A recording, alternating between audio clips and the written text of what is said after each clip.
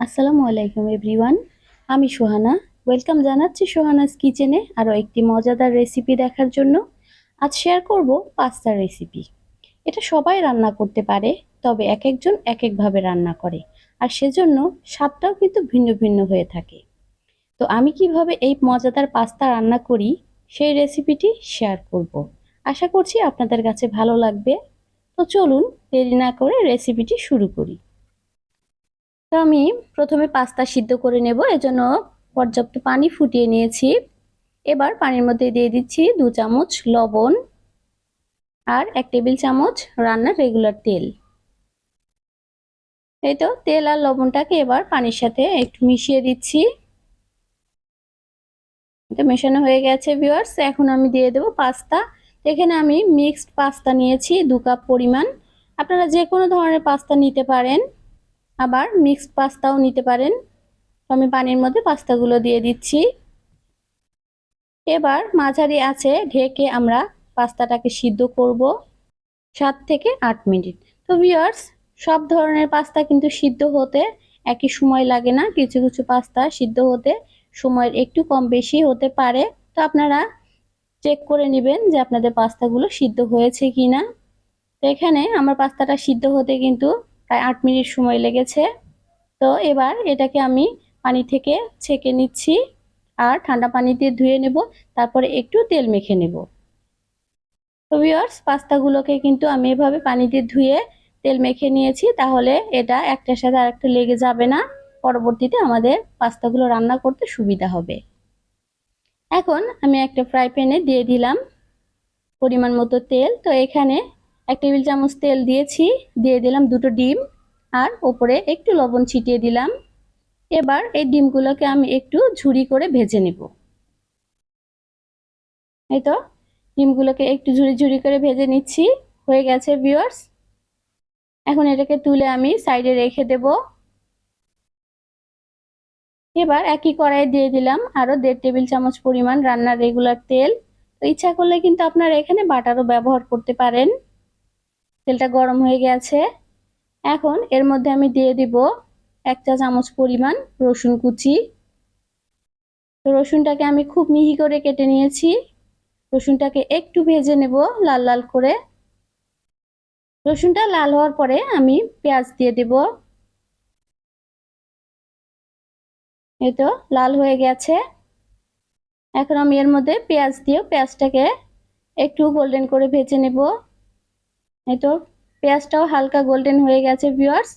তো পেঁয়াজটা গোল্ডেন হওয়ার পরে আমি এর মধ্যে দিয়েছি চিকেন। তো ওটা স্কিপ হয়ে গেছে, আমি দুঃখিত।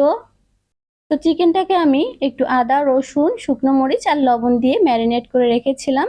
তারপরে আমি এটাকে ভেজে নিয়েছি প্রায় 1.5 থেকে 2 মিনিট। তো 2 মিনিটেই আমাদের চিকেনটার কিন্তু কালার চেঞ্জ হয়ে গেছে।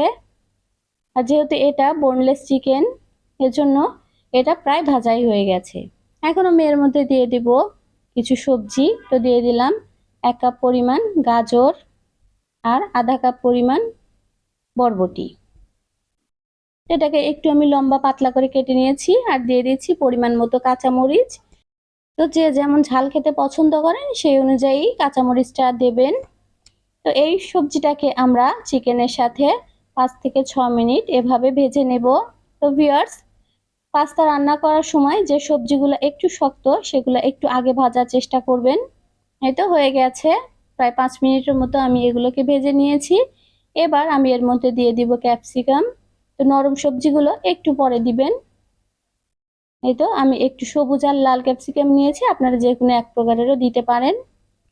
দিয়ে দিচ্ছি আধা চা চামচ সাদা গোলমরিচের গুঁড়া, ইচ্ছা করলে কালোটাও দেওয়া যাবে। দিলাম স্বাদ মতো লবণ। তো লবণটা আমি একটু কম দিব, কারণ আমরা পরে সস ব্যবহার করব। তো সবকিছুকে আবারও 5 থেকে 7 মিনিট আমরা ভেজে নেব। তো ভিউয়ার্স, খেয়াল রাখবেন এই সবজিগুলো যেন একদম গলে না যায়। আর ঢাকনা দিয়ে ভাজার দরকার নেই, তাহলে এটার কালার কিন্তু চেঞ্জ হয়ে যাবে। ঢাকনা ছাড়া এটাকে আমরা 5 থেকে 7 মিনিট মাঝারি আঁচে ভেজে নিচ্ছি। এই তো ভাজা হয়ে গেছে। আমাদের সবজিগুলো কিন্তু সফট হয়ে গেছে। এ পর্যায়ে আমরা দিয়ে দিচ্ছি আগে থেকে ঝুরি করে রাখা ডিম। এই তো ডিম দেওয়ার পরে সবজির সাথে এটাকে একটু ভালোভাবে মিশিয়ে নিচ্ছি। মেশানো হয়ে গেছে। এখন আমরা দিয়ে দেবো এর মধ্যে আগে থেকে সিদ্ধ করে রাখা পাস্তা। ভিউয়ার্স দেখেন কতটা ঝরঝরে আছে, কারণ আমি এর গায়ে তেল মেখে রেখেছিলাম, এজন্য এটা এখনো ঝরঝরে আছে। তো সবজির সাথে পাস্তাগুলো আমি খুব ভালোভাবে মিশিয়ে নিচ্ছি। তো এখন এর মধ্যে দিয়ে দিচ্ছি 1 টেবিল চামচ পরিমাণ সয়া সস। আমি এখানে লাইট সয়া সস ব্যবহার করেছি। আর দিয়ে দেব আধা চা চামচ টেস্টিং সল্ট। ইচ্ছা করলে কিন্তু এটা আপনারা স্কিপ করতে পারেন। এবার দিয়ে দিচ্ছি 1/3 কাপ পরিমাণ টমেটো সস। তো ভিউয়ার্স এখানে কিন্তু আপনারা চিলি সসটাও দিতে পারেন। এবার সবকিছুকে আলতোভাবে খুব ভালো করে মিশিয়ে নিচ্ছি। তো মেশানো হয়ে গেছে ভিউয়ার্স। তবে আমার দেখে মনে হচ্ছে যে আরো একটু সস দিলে ভালো হয়, এজন্য আমি আরো কিছুটা সস দিয়ে দেব। তো সসটা একটু বেশি দিলেই বরং টেস্টটা বাড়ে। অবশ্য আপনারা আপনাদের রুচি অনুযায়ী দিতে পারেন। তো আমি আরো কিছুটা সস দিয়ে দিলাম আর মিশিয়ে নিলাম। এবার আপনাদের পরিবেশন করে দেখাচ্ছি। এই তো ভিউয়ার্স তৈরি হয়ে গেল মজাদার পাস্তা। ডিম, মাংস, সবজি মিলিয়ে এরকম 1 প্লেট পাস্তা হলে আর কি চাই। আশা করছি রেসিপিটি আপনাদের কাছে ভালো লেগেছে। ভালো লাগলে অবশ্যই বাসায় ট্রাই করবেন। লাইক, শেয়ার, কমেন্টের মাধ্যমে আমাকে জানাবেন। আর আমার চ্যানেলটি সাবস্ক্রাইব করে আমার পাশেই থাকবেন। যারা সাবস্ক্রাইব করেছেন তাদের জানাচ্ছি অসংখ্য অসংখ্য ধন্যবাদ। যারা এখনো সাবস্ক্রাইব করেননি তাদের কাছে অনুরোধ রইল, প্লিজ আমার চ্যানেলটি সাবস্ক্রাইব করে আমার পাশেই থাকবেন। আল্লাহ হাফেজ। আসসালামু আলাইকুম।